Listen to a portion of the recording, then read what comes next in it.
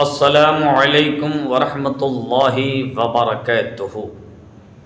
الحمد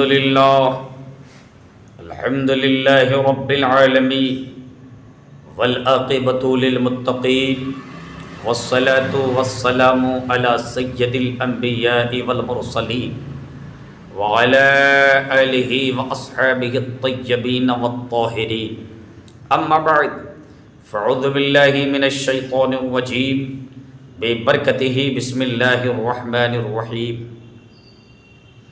الا ان اولیاء اللہ لا خوف علیہم ولا هم يحزنون۔ آمنت باللہ صدق اللہ المولانا العظیم وصدق بلغنا رسولہ النبی الامین المبین المعین المتین الکریم، ونحن على ذلك لمن الشاهدين والشاكرين والذاكرين والعابدين والمطمعين والحمد لله رب العالمين۔ غوث اعظم بمن بے سر و ساما مدد، قبل ایدی مدد، کعبہ ایمان مدد، قادریم نارے یا غوث اعظم میں زنم، دمز شیخ احمد رضا خان قطب علم میں زنم، بگردہ بے بلا افتاد کشتی، ضعیفان سکسترا تو پشتی، بحق خواجہ عثمان ہارونی، مدد کن مدد کن مدد کن یا معین الدین چشتی اجمیری۔ سربراہ شاہ کریمہ دستگیرہ اشرفا، حرمت روح پیمبر ایک نظر کن سوء ما۔ حضرات گرامی وقار، آج میں اپنی تقریر میں اللہ والوں کا مقام کیا ہے، ان کا مرتبہ کیا ہے، اللہ کے ولی اللہ کے دوست ہیں، اللہ اللہ کیے جانے سے اللہ نہ ملے، اللہ والے وہ ہوتے ہیں جو اللہ سے ملا دیتے ہیں۔ حضور غوث اعظم کون ہے؟ اللہ کے ولی ہیں۔ حضور خواجہ غریب نواز کون ہے؟ اللہ کے ولی ہیں۔ حضور صابر کلیر کون ہے؟ اللہ کے ولی ہے۔ حضرت نظام الدین اولیاء کون ہیں؟ اللہ کے ولی ہیں۔ حضور اعلیٰ حضرت عظیم المرتبت امام عشق و محبت الشاہ امام احمد رضا خان فاضل بریلوی کون ہے؟ اللہ کے ولی ہیں۔ حضور مفتی اعظم ہند کون ہے؟ اللہ کے ولی ہیں۔ حضور تاج الشریعہ بدر الطریقہ علیہ الرحمہ کون ہے؟ اللہ کے ولی ہیں۔ حضور مخدوم سمنا کون ہے؟ اللہ کے ولی ہے۔ ہندوستان کے بیرونی ممالک میں بے شمار اللہ والے تشریف فرما ہیں، حیات زندگی سے پردہ کر چکے ہیں، بحیات ہیں، مزارات اولیاء بے شمار دنیا میں، یہ اللہ والے ہیں۔ اللہ والوں کا مقام و مرتبہ بہت اعلیٰ ہے۔ میں آپ کو حضرت امام اعظم ابو حنیفہ کے بارے میں آپ کو کچھ سنانا چاہتا ہوں۔ مجھے امید ہے کہ آپ مکمل سنیں گے اور سننے کے بعد اپنے دوست احباب کو ضرور ویڈیو کو شیئر کر دیں گے۔ حضرت امام اعظم ابو حنیفہ کی ہم تقلید کرتے ہیں۔ 4 امام برحق ہے، حضرت امام اعظم ابو حنیفہ، حضرت امام شافعی، حضرت امام مالک، حضرت امام احمد بن حنبل، یہ 4 امام ہے اور 4 امام برحق ہے۔ اس میں کوئی ڈاؤٹ نہیں، اس میں کوئی شک نہیں، اس میں کوئی شبہ نہیں ہے۔ میرے آقا صلی اللہ تعالی علیہ وسلم نے ارشاد فرمایا، 4 اماموں میں سے کسی ایک امام کی تقلید کرے، ان کو فالو کرے، ان کو مانے، ان کے طور و طریقے پر چلے، وہ جنتی ہے، وہ جنت میں جائے گا۔ لیکن امام اعظم ابو حنیفہ، امام شافعی، امام مالک، امام احمد بن حنبل، نام اماموں کا اور کام اگر شیطان کا کریں گے تو پھر کامیابی نہیں ملے گی، جنت میں نہیں جائیں گے۔ جس طرح سے امام کی تقلید کرنی ہے اسی طرح سے کریں، اور نہیں تو پھر بیکار ہے۔ حضرت امام اعظم ابو حنیفہ، محدثین نے کتابوں میں لکھا ہے کہ آپ 30 سال تک کنٹینیو آپ نے روزہ رکھا، اور صرف روزہ نہیں رکھا، 23 سال تک آپ نے کنٹینیو اسی طرح سے آپ پہلی رکعت میں آپ پورے قرآن شریف مکمل تلاوت فرمائیے۔ بعض روایت میں، بعض کتابوں میں 45 سال کا ذکر آیا ہے۔ حضرت امام اعظم ابو حنیفہ کا مقام و مرتبہ بہت اعلیٰ ہے۔ حضرت امام اعظم ابو حنیفہ رحمۃ اللہ تعالی علیہ ایک جنازے میں تشریف لے گئے، اور جنازے میں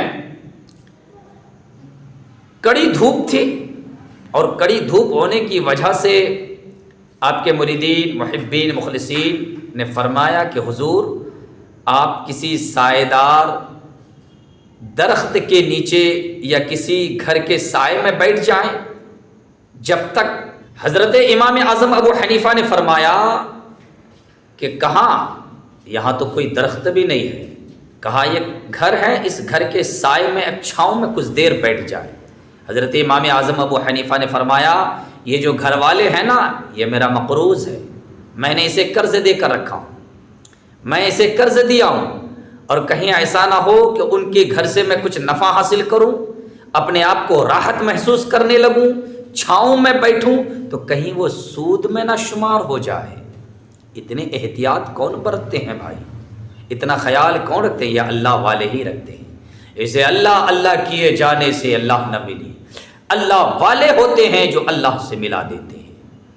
حضرات گرامی وقار، سوچنے کی، سمجھنے کی ضرورت ہے۔ حضرت سفیان ثوری کے بارے میں آپ نے سنا؟ حضرت سفیان ثوری رحمۃ اللہ تعالی علیہ کا نام ہر آدمی جانتے ہیں، اللہ کے ولی ہیں، برگزیدہ بندے ہیں۔ آپ اتنے بڑے ولی ہیں کہ جب ماں کے شکم میں تھے نا، تو آپ کی ماں ہمسائے کا، پڑوسی کے گھر کا کچھ ایک تھوڑا سا کچھ اٹھا کر بغیر اجازت کے منہ پہ ڈال دیے۔ حالت حمل میں تھی، پیٹ میں حضرت سفیان ثوری رحمۃ اللہ تعالی علیہ تھے، پیٹ میں زور زور سے تڑپنے لگے، چونکہ بغیر اجازت کے کھائی تھی، تڑپنے لگے، زور زور سے تڑپنے لگے۔ عورتیں آئی، جمع ہوئی، پوچھنے لگے کیوں؟ کہا میں نے بغیر اجازت کے کسی کے گھر کے کچھ کھا لی۔ کہا معافی مانگ لیں، معافی چاہی، معافی طلب کی۔ اب فوراً جب معافی طلب کی تو جو پیٹ میں بچے تڑپ رہے تھے وہ تڑپنا بند کر دیا۔ یہ اللہ کے ولی حضرت سفیان ثوری رحمۃ اللہ تعالی علیہ ہے۔ حضرت سفیان ثوری کو کون نہیں جانتے؟ حضرت سفیان ثوری کے بارے میں کتابوں نے، محدثین نے کتابوں میں لکھا ہے کہ آپ مسجد میں جا رہے تھے تو آپ کو رائٹ دہنا قدم پہلے رکھنا تھا، تو آپ نے بایاں قدم رکھ دیا، اور بایاں قدم رکھنے کے بعد آواز آئی کہ تم نے اللہ کے گھر کی بے ادبی کی، گستاخی کی۔ حضرت سفیان ثوری نے اپنے منہ پہ زور سے تماشا مارا، گش کھا کر پڑ گئے۔ جب اٹھے تو آپ نے رب کی بارگاہ میں توبہ کی، استغفار کی۔ اس دن سے آپ کا نام حضرت سفیان ثوری، یعنی غلطی ہو گئی، اے اللہ معاف کر دے، ثوری، ان کا نام اس دن سے حضرت سفیان ثوری پڑا۔ حضرات گرامی وقار، سمجھنے اور سوچنے کی ضرورت ہے۔ اللہ والے آج دنیا بھر کے لوگ خواجہ غریب نواز اور دیگر اللہ والوں کے مزارات اولیاء پر جاتے ہیں، حاضری دیتے ہیں، زیارت کرتے ہیں، اور اللہ تعالیٰ کی بارگاہ میں اللہ کے ولی کا وسیلہ بڑھا کر دعا کرتے ہیں۔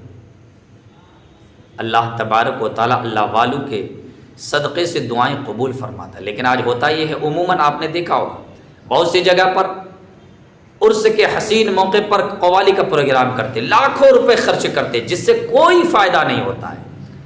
آپ پروگرام کرائیں، نعت شریف پڑھوائیں، منقبت کرائیں، علماء اہل سنت کی بیان کروائیں نا، ان کو ہدیہ دیں، ان کی گلپوشی کریں۔ یہ ایسا کریں گے تو اس کا صلہ دنیا میں بھی اور آخرت میں اللہ تعالیٰ عطا فرمائے گا۔ یہ کیا کر رہے ہیں؟ ایک ایک قوالوں کو 4-4 لاکھ، 3-3 لاکھ، 2-2 لاکھ روپے دے کر منگا کر کے قوالی کرتے، اور اس کا فائدہ زیرو، کوئی فائدہ نہیں۔ اور بھی لوگ مذاق اڑاتے، کہتے کہ دیکھو یہ سنی لوگ کیا کرتے۔ یہ خرافات ہے بھائی، اس طرح سے نہ کریں اللہ کے ولی کے نام پر۔ میں یہ نہیں کہتا کہ اللہ کے ولی کا عرس شریف نہ کریں، نہ منائیں، نہیں منائیں، بے شک منائیں، ضرور منائیں، لیکن ہاں جو طریقہ ہے، جو شریعت کے دائرے میں آپ عرس شریف منائیں، قرآن اور حدیث کی روشنی میں عرس شریف منائیں، پروگرام کریں، لنگر عام کا اہتمام کریں، غربا مساکین کو کھلائیں۔ اگر اللہ آپ لوگوں کو اور توفیق دے تو آپ پیسہ اکٹھا کر کے کچھ غریب لڑکوں کے ختنہ کریں، غریب لڑکیوں کی شادی کا اہتمام کریں۔ یہ کیا بھائی؟ اللہ کے ولی کے عرس کے نام پر ایک سے ایک قوال کو، اب تو حد یہاں تک ہے، ہو گئی ہے حد کہ اب ایک عورت قوال کو بلائے جاتے ہیں، ایک مرد قوال کو مقابلہ ہوتا ہے۔ دیکھیے اللہ کے ہاں جواب دینا ہے۔ اللہ کے ولی نے یہ نہیں فرمایا کہ میرے آستانے پر، میرے مزار کے قریب میں پروگرام کرو، قوالی کا پروگرام کراؤ۔ کچھ خانقاہی قوال ہوتے ہیں، ان کی بات الگ ہوتی ہے، لیکن آج کیا ہوتا ہے قوالی میں اکثر سوائے خرافات کے کچھ بھی نہیں ہے۔ مسلمانوں سوچو ذرا، غور کرو، فکر کرو۔ اللہ تبارک و تعالیٰ آپ کو اپنے ولیوں کے مزارات کی خدمت کے لیے چنا ہے، تو آپ صحیح طریقے سے عرس شریف منائیں، علماء کرام کا بیان رکھیں، نعت خوانی پروگرام اور قرآن خوانی کروائیں، فاتحہ خوانی کروائیں۔ یہ صحیح طریقہ ہے۔ یہ نہیں کہ لاکھوں لاکھوں روپے، آج ایک ایک قوال کے پیچھے 2-2 لاکھ 4-4 لاکھ روپے لوگ خرچ کرتے ہیں، لیکن ایک امام کو 25,000 40,000 30,000 دینے کو قیامت آ جاتی ہے۔ نہیں ہم تو 10,000 دیں گے، ہم تو 15,000 ہی دیں گے، ہم تو 20,000 دیں گے۔ کیا کریں گے؟ جواب دینا ہوگا اللہ کو، اللہ کے ہاں آپ کو پوچھ ہوگی۔ وقتی طور پر میری باتوں سے آپ کو غصہ ضرور آئے گا، آپ میری باتوں سے پریشان ہو جائیں گے، اور آپ مجھ پر ٹوٹ پڑنے کو آپ کا جی چاہے گا، لیکن میری باتوں پر غور اگر کریں گے نا تو 100% میری باتیں صحیح ہیں، مجھے امید ہے۔ اس لیے کہ میں نے جو کہا ہے نا، قرآن اور حدیث کی روشنی میں کہا ہے۔ اللہ کے رسول صلی اللہ علیہ وسلم نے یہ نہیں فرمایا کہ اس طرح سے خرافاتی شکل میں عرس شریف مناؤ۔ قرآن اور حدیث کی روشنی میں صلاۃ و سلام پڑھیں، نعت خوانی کرائیں، درود شریف پڑھیں، کل شریف پڑھیں، اور زیارت کریں، دعا کریں، ان کا وسیلہ لے کر اللہ تعالیٰ کی بارگاہ میں دعا کریں، تو اللہ تبارک و تعالیٰ اس کا صلہ آپ کو دنیا اور آخرت میں عطا فرمائے گا۔ اور خرافاتی شکل میں ادھر ادھر کی حرکتیں کر کے الگ الگ طریقے سے اگر آپ عرس شریف منائیں گے تو کوئی فائدہ نہیں سوائے گناہ کے۔ اگر میری باتوں سے آپ کو تکلیف ہو، میں معذرت چاہتا ہوں، لیکن ہاں وَقُلْ جَاءَ الْحَقُّ وَزَهَقَ الْبَاطِلُ إِنَّ الْبَاطِلَ كَانَ زَهُوقًا۔ حق تو حق ہے، باطل تو باطل ہے، اور باطل یقیناً ہے، مٹنا ہی مٹنا ہے۔ الحق مر، حق بات کڑوی لگتی ہے۔ اگر میری باتوں کو آپ غور سے سنیں گے، ایمان تازہ ہو جائے گا، ایمان کی کھیتی ہری بھری ہو جائے گی، دل مچل جائے گا، دل باغ باغ ہو جائے گا۔ دنیا میں رہیں گے مسکراتے رہیں گے، قبر میں حشر میں ہمیشہ کامیاب ہی کامیاب رہیں گے۔ لیکن اللہ و رسول کی باتوں پر اگر آپ نے عمل کیا